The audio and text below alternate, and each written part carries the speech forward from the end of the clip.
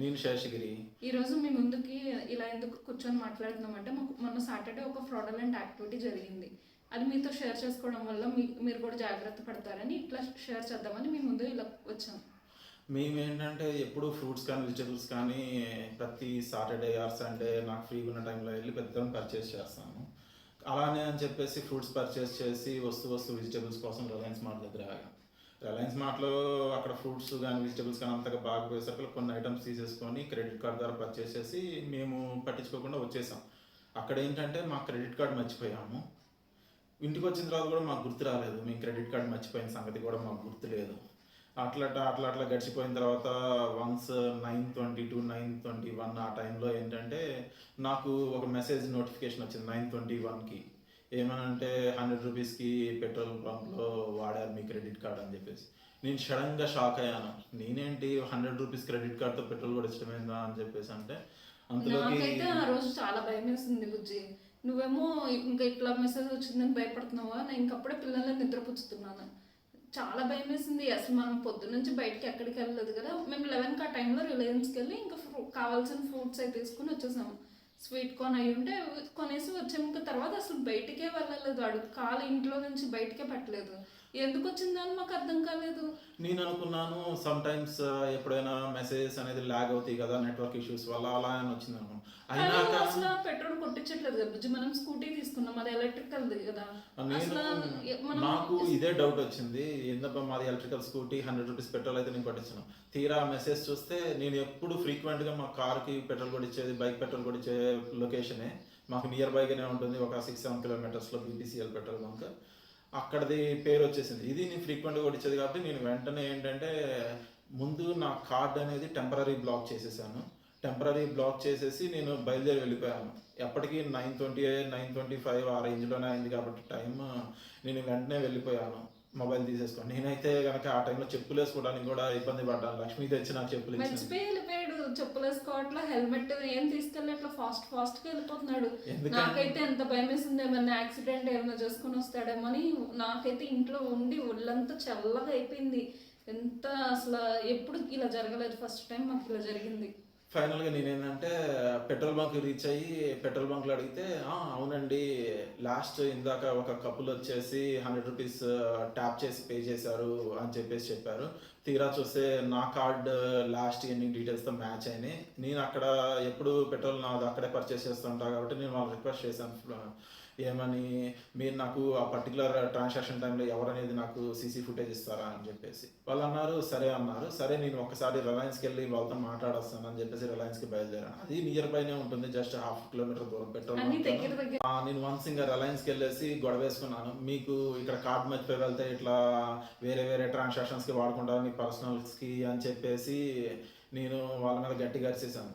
మా స్టాఫ్ అయితే అట్లా వాడుకోరండి, మీరు ఎప్పుడైతే పర్చేస్ చేశారో అని చెప్పేసి నేను ఎమ్మటే లక్ష్మికి కాల్ చేసి ఆ పర్చేస్ బిల్ ఉంటుంది కదా, ఆ పర్చేస్ బిల్లు డస్ట్బిన్ లో కూడా వేసాను. ఇంకేం అడగగానే మొత్తం ఎతికి తీసి ఫోటో పెట్టాను. ఇంకా నేను అక్కడ మాట్లాడిన తర్వాత మళ్ళీ అగైన్ నేను పెట్రోల్ బంక్ వస్తే ఇక్కడ క్లైమేట్ అనేది మాన్సూన్ సీజన్ కాబట్టి ఆ సీసీ కెమెరాస్ మీద డస్ట్ అవి ఇవి చేరి అంత క్లారిటీ లేదు. కానీ ఆ కపుల్స్ అయితే వాళ్ళని చూస్తే గుర్తుపడతానని చెప్పేసి పెట్రోల్ బంక్ వాళ్ళు స్టాఫ్ చెప్పారు.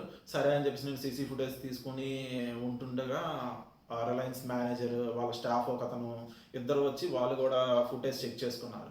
ఇది క్లారిటీ లేదండి, ఇది మా స్టాఫ్ అయితే కాదు, ఎందుకంటే పర్టికులర్ మీరు ఏదైతే ట్రాన్సాక్షన్ చేశారో ఆ స్టాఫ్ మెంబర్కి వెహికల్ లేదు, ప్లస్ ఆమె డైలీ బస్సులో వెళ్తారు, అందుకని చెప్పేసి మీకు కన్ఫర్మ్ చేయలేమన్నారు. మేము ఎప్పుడైతే వీళ్ళు మేనేజర్ మేమందరం చెక్ చేసుకున్నాను, ఎమ్మటే నా మొబైల్కి ఇంకొక నోటిఫికేషన్ వచ్చింది 2221 మళ్ళీ మీది డిమార్ట్ అన్నోజిగూడలో వాడారు అని చెప్పేసి. నేనున్న పెట్రోల్ బంక్కి డిమార్ట్ అన్నది కూడా జస్ట్ వాకబుల్ డిస్టెన్సే. నేను ఎమ్మటే ఇది మెసేజ్ చూడంగానే నియర్ బై కదా అని చెప్పేసి ఫాస్ట్గా నేను ఏం జరుగుతుందని చెప్పేసి చూసుకోలేదు, అసలుకి బైక్ యువతల పక్క పార్క్ చేసి అవతల పక్క లోపలికి వెళ్ళిపోయాను. కౌంటర్స్ నియర్లీ 12 కౌంటర్స్ ఉంటాయి. ఆ కౌంటర్స్ దగ్గరికి వెళ్ళి అరిచేసాను.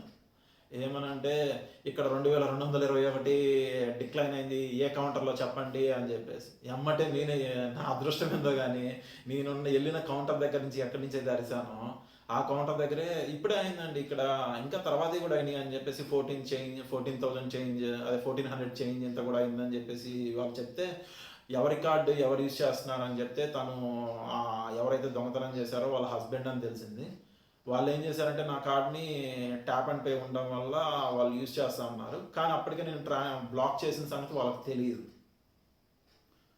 ఆ తర్వాత వాళ్ళు వన్స్ యూజ్ చేస్తాను, నేను వాళ్ళని అడిగి వాళ్ళ ఫొటోస్ తీసుకొని నేను వాళ్ళ ఫొటోస్ పెడదాం అనుకున్నాను, కానీ లక్ష్మి అంది మీరు వదిలేశారు కదా ఎందుకులే ఫొటోస్ వాళ్ళ ఏం పెట్టవాకండి, వాళ్ళకి రిస్క్ అవుతుంది, ఇట్లా జరిగింది కదా అయిపోయింది ఏదో అయిపోయింది అని చెప్పేసి మెలకున్నాను.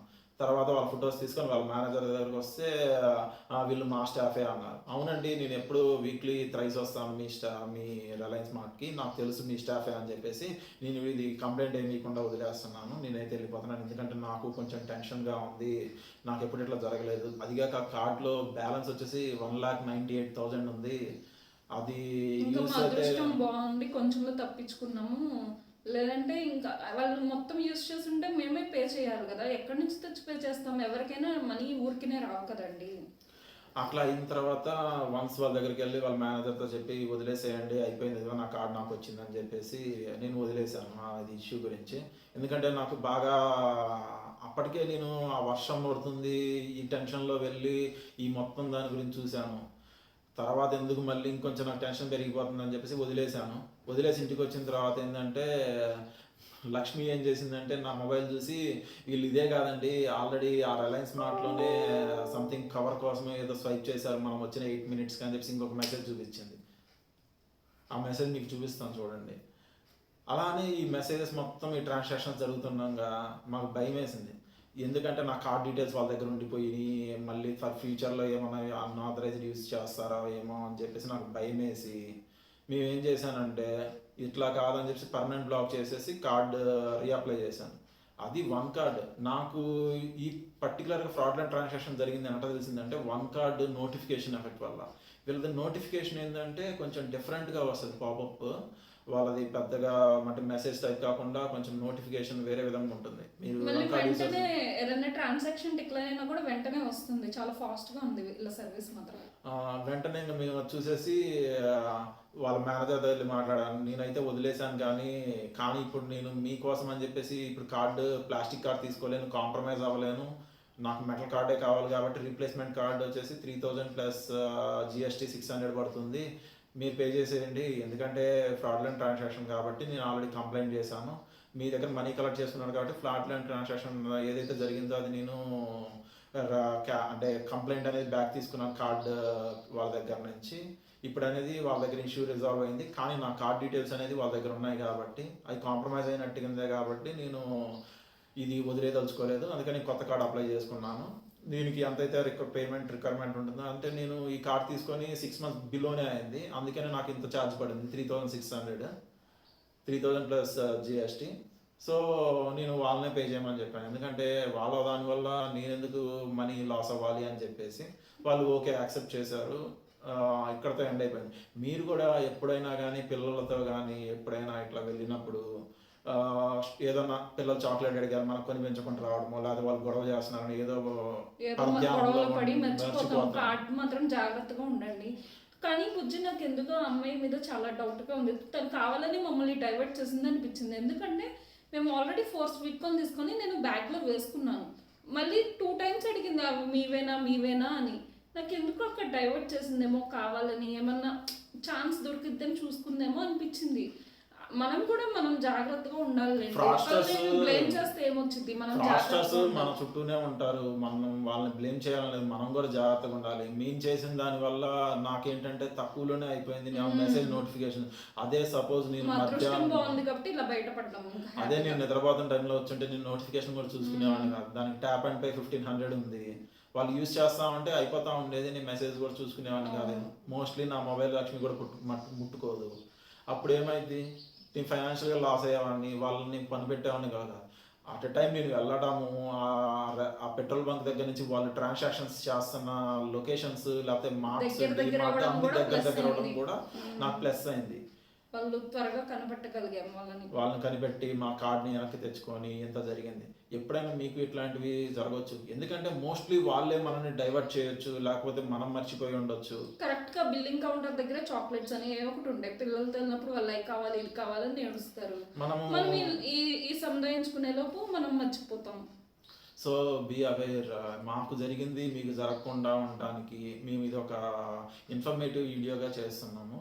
మీరు జాగ్రత్త పడండి. ఆ వైఫై ఆప్షన్ ఏమైనా ఉంటే కొంచెం చూసుకోండి.